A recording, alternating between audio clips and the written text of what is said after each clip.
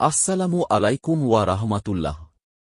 সম্মানিত দর্শকবৃন্দ, স্ক্রিনে আপনারা যে বীজটি দেখতে পাচ্ছেন, এটি মূলত সবার পরিচিত একটি বীজ, যার নাম কালোজিরা। কালোজিরা ইংরেজিতে যার নাম ব্ল্যাকসিড নাইজাওয়াসাইরেভা। কালোজিরা একটি অত্যন্ত উপকারী ভেষজ বীজ, যাকে হাদিসে মৃত্যু ছাড়া সকল রোগের ওষুধ বলা হয়েছে।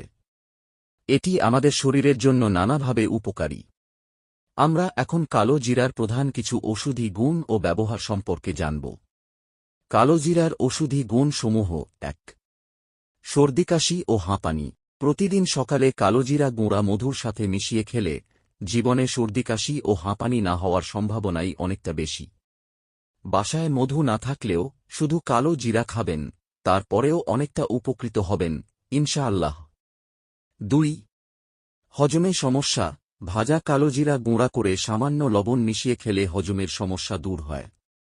৩. ডায়াবেটিস নিয়ন্ত্রণে।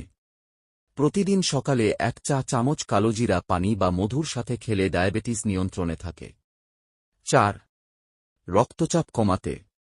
কালোজিরা তেল গরম পানির সাথে খেলে রক্তচাপ অনেকটা নিয়ন্ত্রণে থাকে। ৫. চুল পড়া বন্ধে। কালোজিরা তেল মাথার ত্বকে মালিশ করলে চুল পড়া কমে যায়। ৬. ত্বকের যত্নে। কালোজিরা তেল ফুসকুড়ি, পিম্পলে ব্যবহার করলে ত্বক অনেক ভালো থাকে। ৭. গ্যাস্ট্রিক ও পেট ফাঁপায়।